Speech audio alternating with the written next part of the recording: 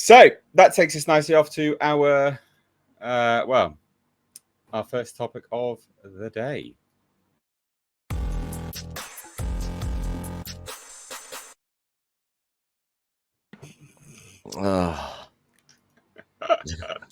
That's right. We're reviewing Ahsoka episode 4. Let's bring the energy. Nick, go on, give me your thoughts, buddy. Oh Lord! All right, so for those of you that have that are subbed to our channel over there, you guys have seen we've been taking a beating, absolute beating over there for our Ahsoka episode 4 review, down over 100 subs. And I'm not going to get into all the stuff about the episode because there's a few positives in there, and then there's some negatives, and then there's just the track record of Disney Star Wars. So first thing, let's just get right to it. The elephant in the room, the big reveal at the end. Yay, Anakin is back. All right. We have just went through 2 weeks of fan speculation on who Marok is, who ended up turning out to just be a fart in the wind. And then we had the return of Luke Skywalker, which, including myself, was super hyped for. Absolutely loved that moment. What? Anakin. No. I'm talking about Book of Boba Fett season 2 when they brought Luke back. So they gave us that. What they do with it? Nothing. He showed up in Book of Boba Fett, set Grogu packing, and we ain't seen him since. Then we got the return of Hayden Christensen, Ewan McGregor in the highly acclaimed Kenobi show. How'd that turn out? Dog shit. And now we get the return of Anakin in this with CGI face. And sorry guys, I'm just not on the hype train for this. Could they end up doing something with it and it be good? Yeah, they could. But given their track record, I'm just not on the hype train for this. And then ever since this dropped, I've been seeing left and right all over social media, all over YouTube. Dave Filoni has saved Star Wars. Star Wars is saved. It's back just because of a Anakin reveal. That saves Star Wars. Like I don't know what people are thinking out there. I did absolutely hate this episode. I gave it a 6 out of 10. I thought it was just, mid. There were some cool things in it. There were some things that I thought were dumb. I still don't understand why Ahsoka felt the need for this, when there's all these high stakes involved with the return of Thrawn, how she feels the need that she needs Sabine's help. When she obviously knows Luke Skywalker, who took Vader down and took the Emperor down, took the whole Empire down. Han, Luke, Leia, all them who helped contribute and take the whole Empire down. Well, I don't know why she's not trying to bring any of them in here. You know why? Because Dave Filoni wants to do his own thing. He wants his own characters to be elevated. He doesn't want to bring in anybody else. He's going to end up ruining this Anakin thing. Mark my words. Everybody who's hyped and excited, this thing's going to end up getting ruined. They're going to end up doing something stupid. Who we don't even know for sure if that's even really Anakin or if this event that we're seeing is even really taking place. So I'm just saying, pump the brakes a little bit.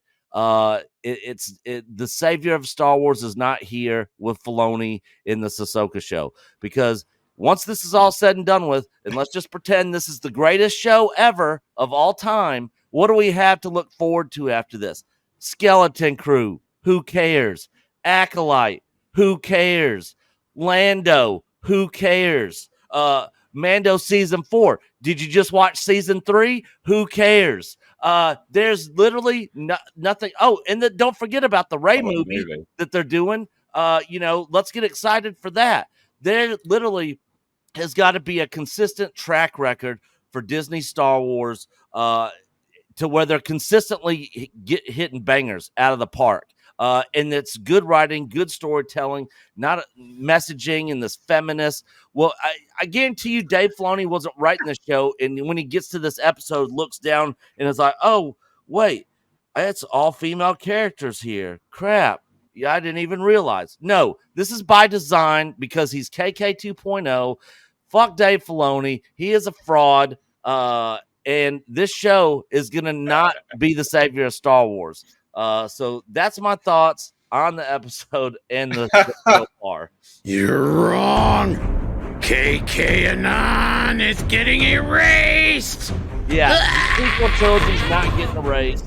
I would love to be proven wrong. I would love to see the erasure of the sequel trilogy, all that. But sorry, I'm just not buying into it. And the thing is, even if they do something to elaborate that they're doing that, they could always reverse back and be like, "Oh no, that really didn't happen," or that they'll make something up, and be like, "Oh yeah, it still exists. It's not going anywhere," So I'm just saying, don't jump on the hype train quite yet, guys. Well, my thoughts mirror yours somewhat, but I will try to go a little bit more point by point, I guess. So, isn't General Syndulla the worst mother in the galaxy? Oh my God! She takes her son out to a threat, right? She sees that this massive ship is there. Is a general, so she would know from just a rudimentary scan that it's got turbo lasers. She is the one that recognizes that it's about to go into hyperspace, and she doesn't move her ship out the way. It is only by dumb luck she is not dead and her son isn't atomized. Yep. Fucking dumb bitch. Yep. Worst mother of the year award. Legit goes to her. Worst. Legitimately the worst. The worst. Let's cut across their access. Oh, they're powering up. Let's just stay right here. Oh, we're just trundling on here. Maybe they'll go around us. They never even shot one shot to even try to disable it, take it down. Nothing. They just flew right towards it. I'm like, these people are morons. Who's writing this show? Dave Filoni, evidently. Yeah. I didn't like the fact that they took a story, they took a leaf out of Ryan Johnson's book here. They absolutely were setting Marok up to be someone. They absolutely were. Yeah, 100% they were. And then they've just got subvert. Why subvert that? Why are you subverting those expectations? Now, I'm not someone that's saying he needs to be anyone, but then also don't set him up to be someone because you did. Just don't set him up to be anyone. There's no point. And he literally just becomes a fart. Yeah. A night sister fart. All right then, cool. Oh, Dathomir or whatever it is. Fart. Cool. Whatever. Pathetic. Ridiculous. I still don't understand who made this map that tells all. I don't understand that. Ridiculous. Oh, and then Ahsoka grabbing it. Why don't she just use the Force and just fling it? Why are you grabbing it if it's hot? Well, you have the Force. What's happening here? Just drops it on the floor. What are you doing? Yeah. Use the Force to crush it. Something. Use the Force to break it into your hand. a billion pieces. I like Ray Stevenson's role was good. Mm-hmm. That was about it. That was the highlight. He's been the best part of the show so far for me. I like the fact he was like, look, I won't betray. I won't betray you like your master did. So no, I'll keep my word. She won't hurt you. I liked that, but that's it. I like that. What he's sort of alluding to as well. To create one must destroy. All that sort of stuff. I thought was quite good. But it's just not very good writing. I mean, as you say, right? Why haven't they brought in Luke Skywalker? Why? I mean, he's pretty influential, you'd think. His name etched into the, the universe, the galaxy as being the savior. Why didn't you, Ahsoka? Why didn't you bring him in? It's not like you can say, well, she doesn't know where he is. No, you're well aware. Yeah. So I don't know. It's just not very good. And everyone is going, yeah, this is the best Star Wars ever. There's so many inconsistencies in the writing. It's absolute trash. Absolute trash. The fight with Marok as well. The fight with Marok, he's using the twin-bladed lightsaber, and she's holding on one side. Why didn't he just flip it and then stab her with the other side? That's the whole point of having a twin-bladed lightsaber. You dipshit. Because he's just smoke and he can't think for himself. He's just got shit for brains, isn't he? Yeah. He's a fart. You just don't understand. Dave Filoni is the savior. Hail Dave Filoni. That was a really long sound effect. It was very obnoxious. It's just not. It's and then as you say, you've got the tease at the end of Anakin. I'm just like, I fail to care. Yeah, also, I felt nothing. Well, also,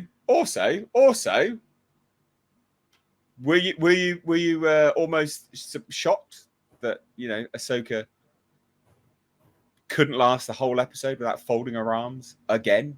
Why is this woman always folding her arms? I think it happened when the first 2 or 3 minutes of the episode. Once you got past the 2 or 3 minutes of the recap from last week. Why is she always folding her arms? Why? Apparently, according to body language experts, that's a body language sign for fuck you. Well, it's also one for very much insecurity. I mean, she's very insecure in doing this role, and she's trying to be stoic. And there's not a lot of stoic things that are out there, that ladies can do that are make it really feel like they are. What about Geode? Oh, God. Thank God he hasn't shown up. Also, just to add as well. Sorry, I didn't mean to interrupt your culture. That was that's fine, dude. Okay. Just to add a little bit real quick. Where's this Sabine Wren Force thing going? They've wasted 2 episodes on that, and then it went nowhere in episode 3. What are they actually doing? Nobody knows. That is bad writing straight away. Yeah, and the thing is, I liked her in the episode just being herself, being a badass Mandalorian. Where she's got her weapons and all of her gear and stuff. I'd prefer her just to stay like that. Not everybody has to be a Jedi, or well, she's not. So problem solved there. So. Yeah. I bet you she'll still turn out to be one. Of course, but fucking ridiculous. Honestly, it really is. Anyway, there's my thoughts. Culture, did you watch it or not? Of course I did. I was told by the boss of this podcast that I needed to watch the show. And so I did. And so that would be you. Anyway, I watched it, and I have to tell you, I don't know what you guys are complaining about. This was an absolute gas. I mean, I was blown away, almost from from about the halfway point. The incredibly slow pace of the lightsaber duel, the just the simple actions of people. How do we end this? Oh, he's back. I think we're fine. Just standing still, and just looking at each other, because that's awesome, and holding your lightsaber backwards so you can definitely injure yourself most of the time. That's fantastic. But no, I mean, and look, the one of the favorite villains here. Like I said, man, absolute gas, fart in the wind, fantastic. This show is definitely a comedy, and you guys just don't get it. You just don't get how funny this show is. So. Okay. Sounds like a lot of sarcasm right there, chap. Not gonna lie. A little bit. Yeah. No, it was fucking shitty. It was terrible. I mean, look, not a lot inspires me to curse. This show absolutely does. And look, there's no saving it. I know a lot of people are really going after Echo Base and their opinions and everything else. And that's fine. Everybody's entitled to their own opinion. It's just, the Echo Base guys are actually, somewhat of a, fans, right? Mm-hmm. And they've been a long-term fans, like old school fans. Yeah, and since we're like 3. Yeah, and I think that's where you got that little bit of difference there that I don't think people quite grasp, is that a lot of us are older, and we were actually Star Wars fans before a lot of people were born. And if you like Disney Star Wars, I don't have any interest in it. I forget there's really young people out there now. Makes me. That's about all there is. I mean, I can't imagine. I honestly can't imagine people of my age group, liking the show for the show. I can't imagine it. It's difficult for me to comprehend. that there's like a group of people that may enjoy it. It may not be a big group, but once again, I mean, I'm just waiting for the scissoring episode because we know it's coming. Right, yeah, there's a lot of sexual tension between Sabine and Ahsoka there for sure. What? I didn't say anything. Look, I'm waiting for the quilting bee. Okay. All right. So, yay or nay on Ahsoka? Is it going to get better? I don't know. This next week is supposed to be the biggest episode in Disney Star Wars episodic episodes of all time. It's so big that they're actually giving a limited release in theaters. I'm glad you mentioned next that. episode. I was about to say, so we'll find out what direction this goes, how this turns out. Badly. It's going to turn out badly. Yeah. I can't wait for Samba TV to release their viewing figures. Nielsen comes out in what, 2 weeks? 2 weeks. Yeah. Oh, we're a few weeks down the line for it now, then, won't we? Yeah. They do that. That'd be interesting. That'd be very, very interesting. Well, there you go, ladies and gents. Ahsoka episode 4, as reviewed by your favorite podcast.